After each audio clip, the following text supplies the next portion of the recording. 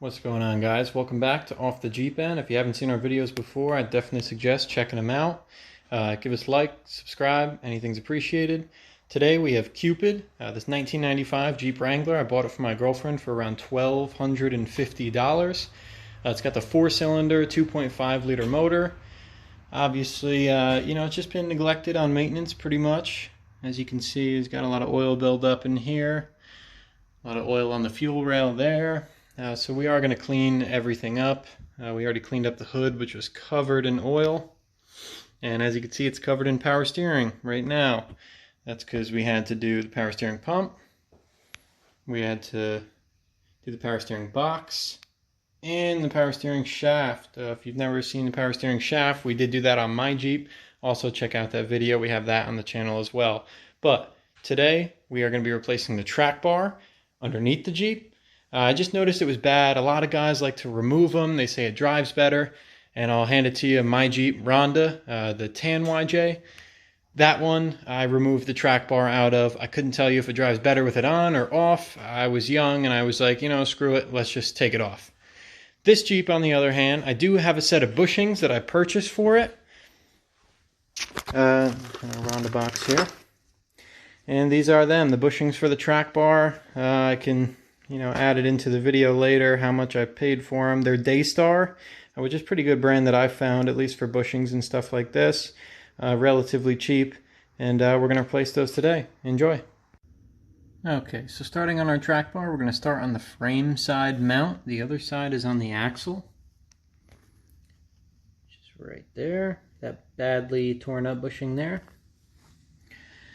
Okay, so this bolt is a T55 Torx on the back. Okay.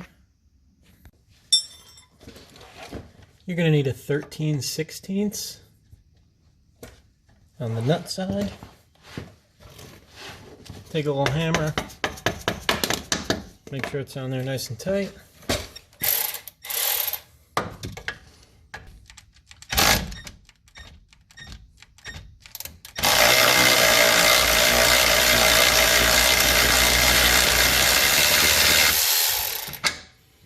Okay, so we got that loose. Sorry about that. At least it wasn't seized inside the track bar, which is good. Inside the bushing, I mean. Okay, so we just removed the frame side of the track bar, right up there. Now we're going to go over to the axle side, and we're going to take out this 18mm nut bolt.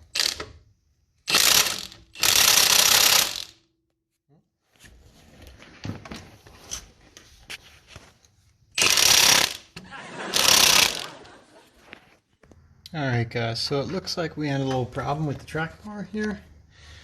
On the other side of this mount is supposed to be a welded nut, and it looks like that welded nut came off. Okay, but it was kind of easy to grab. Luckily the bolt didn't seize into the bushing. That's when it's the worst. That's when you got to cut it out and get a torch and all that stuff. But it was easy to take the nut off the other side. It doesn't look like there's a lot of room back there, but if you go to the top and you move this splash guard out of the way and you just unplug your vacuum for the 4-wheel drive, you will be able to get to the nut. It'll be right there. Okay, well maybe yours won't come off, but mine did.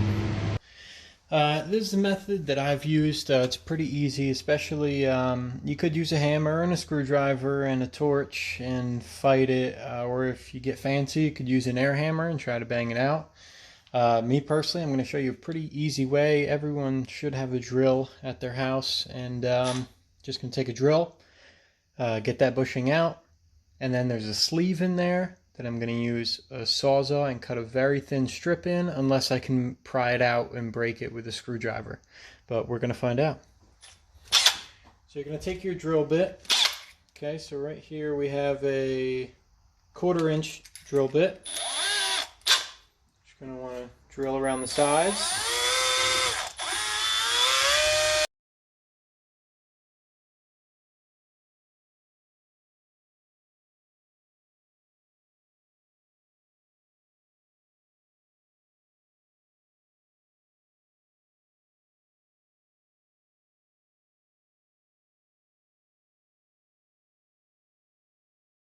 about getting all those bushings out. With a hammer.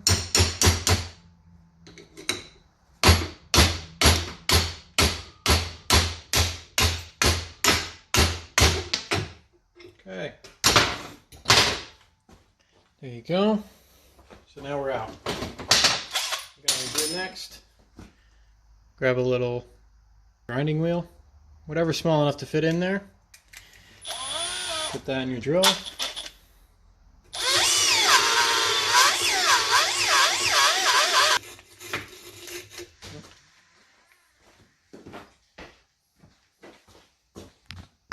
Okay, so now that you got your bushing out, you're going to see this metal sleeve around the end right here. That has to come out for you to get the new bushing in most of the time, unless it just fits in there. But mine does not. The Daystar does not fit in there, okay? So, get our best friend, the Sawzall. And some guys won't do this, but considering that it's going on a 1995 Jeep Wrangler with 150,000 miles on it, really don't care. I actually do have another track bar anyway. But we're just going to cut a thin layer off of it, and in hopes that we can eventually break it with a screwdriver and set it free.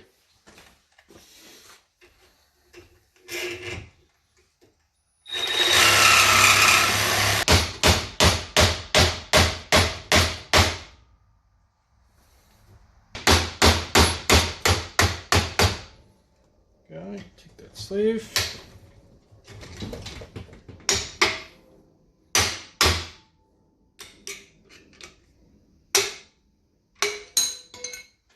Okay. Wow. Just gonna run it in.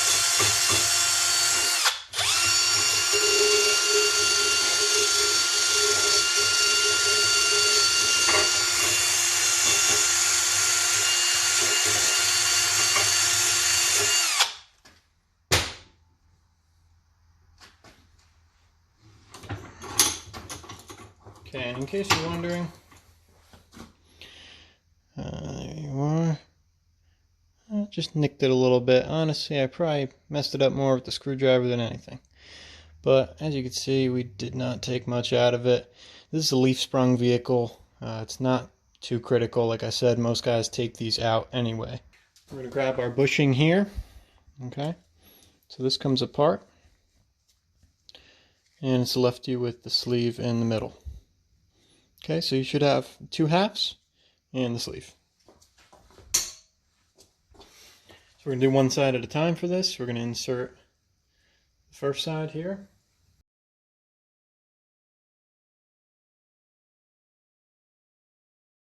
And throw a little bit inside. And the whole thing for this is you don't want that bushing to dry out and then become seized in there at some point. Okay. Take your first bushing, start giving it a little twist. Okay, and it should slide right in like that. You can wipe the excess if you want.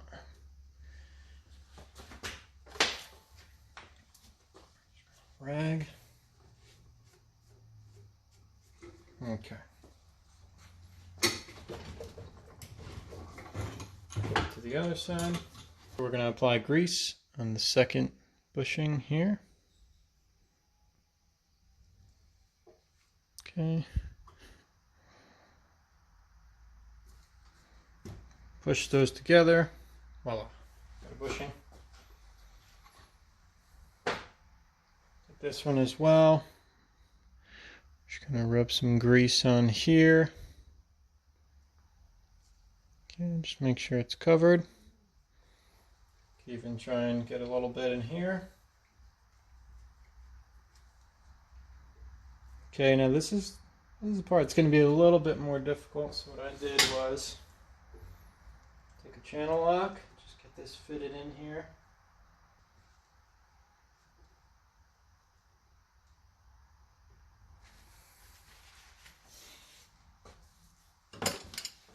Also, if your hands are all greasy, it's going to be tough to get this bushing in. So you're going to take a channel lock,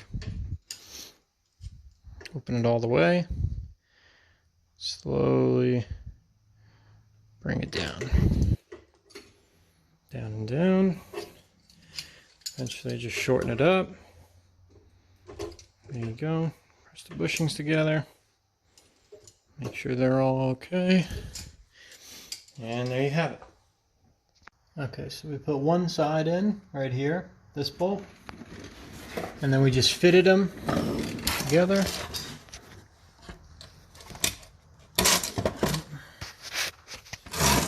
And so here's our second bolt there. You got the Torx on one side and the nut on the other. Just going to tighten this up. Okay, so that's going to conclude the track bar bushings on our 1995 Jeep YJ. Stay tuned for this build. We are going to be doing the gas tank skid plate just like the rest of the YJs. They always seem to go bad, and we're going to have to replace that soon so the gas tank doesn't fall out. Then we're going to be doing the sway bar bushings, and then we're going to go on to some exhaust stuff. It needs body work, it needs frame work. Pretty much need a whole entire Jeep, but we're going to get through it, and with you guys watching, it's going to be awesome. Give us a subscribe, give us a like, check out our other videos. Much appreciated. Stay Jeepin'.